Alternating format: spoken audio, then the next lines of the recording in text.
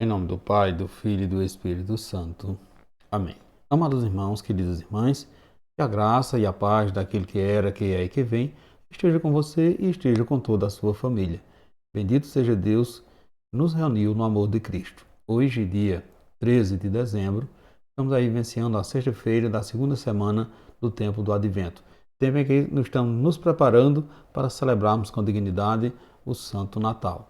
Hoje celebrando a memória de Santa Luzia, virgem e mártir.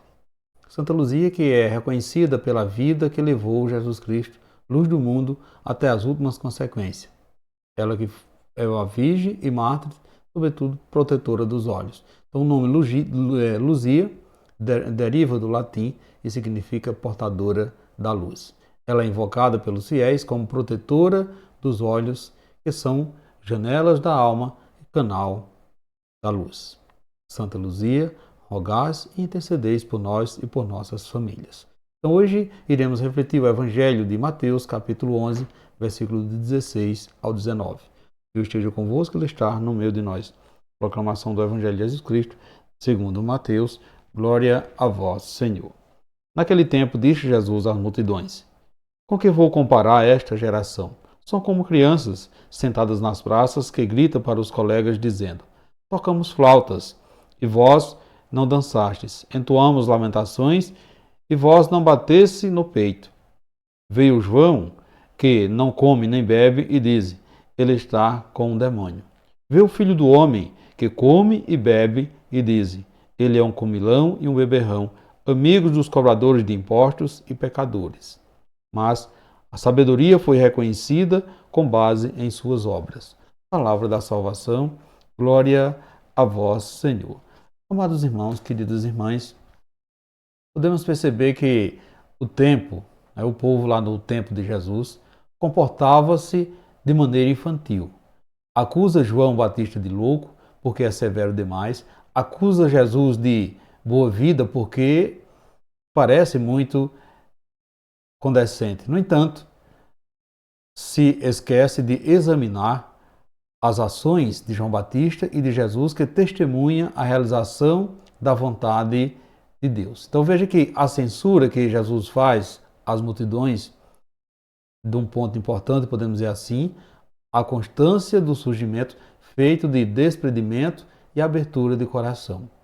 No início do ministério de Jesus, deixava assim as pessoas empolgadas.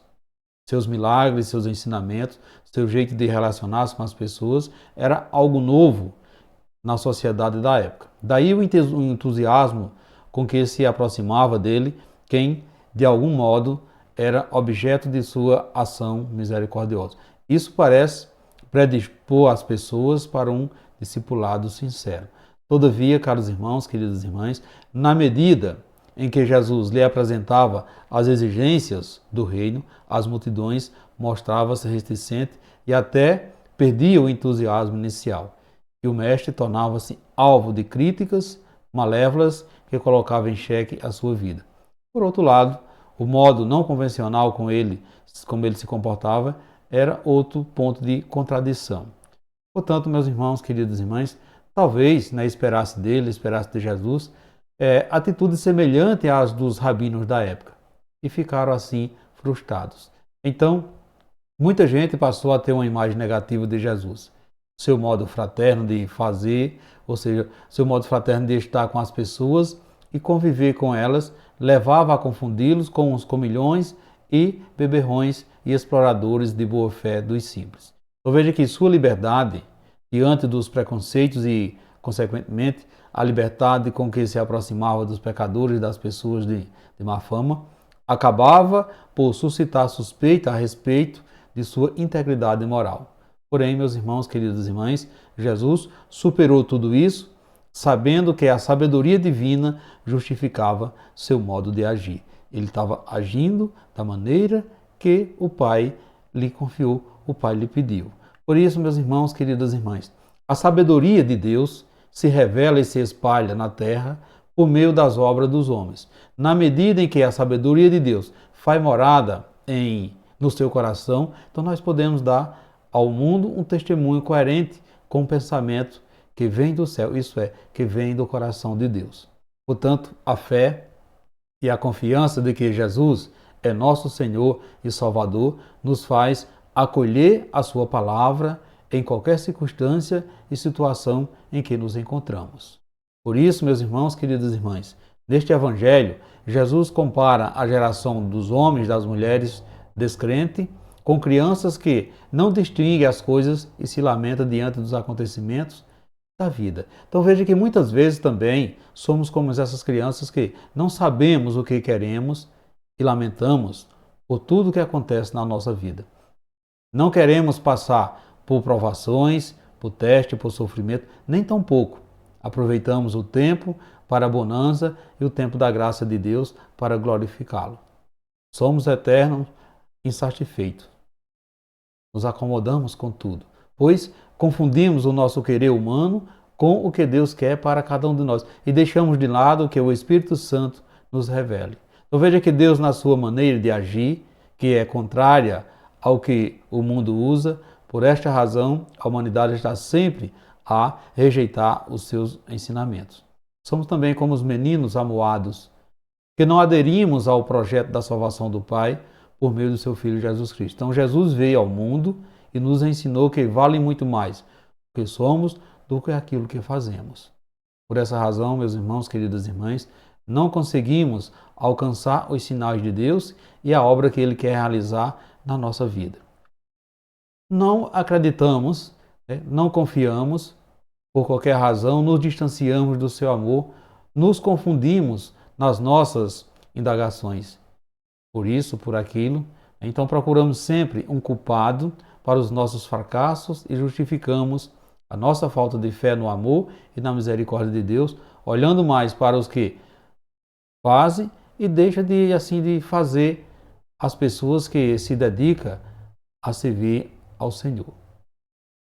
Quem tem a sabedoria de Deus é reconhecido e reconhecida pelas obras que realiza e não se engana. E você, como se acha, você tem essa sabedoria de Deus? Quais são as obras que você realiza? Eu vejo que o Senhor, amados irmãos, queridas irmãs, o Senhor quer nos ensinar a viver a sua graça e a participar no seu reino para não ficarmos de fora, somente reclamando e murmurando. Portanto, meus irmãos, queridas irmãs, você é uma pessoa que reclama muito da vida e dos outros? Você olha mais para as virtudes ou para os defeitos das pessoas? Você tem conseguido distinguir os sinais de Deus nos acontecimentos de sua vida? Você também gosta de acusar as pessoas quando as coisas não dão certo? Reflita isso nesse dia de hoje, meus irmãos, queridas irmãs. Faça hoje uma reflexão sobre a sua postura diante das pessoas que não lhe agradam. Como é o seu comportamento? Como é os seus pensamentos e suas atitudes diante daquelas pessoas que não lhe agradam? Faça hoje essa reflexão e peçamos ao Pai que não nos deixe cair, nem nos deixe assim bloquear pelas críticas, quando a nossa vida for um testemunho de serviço ao Reino. Expressão da nossa adesão a seu Filho Jesus Cristo, que é o nosso Salvador. Assim seja. Amém.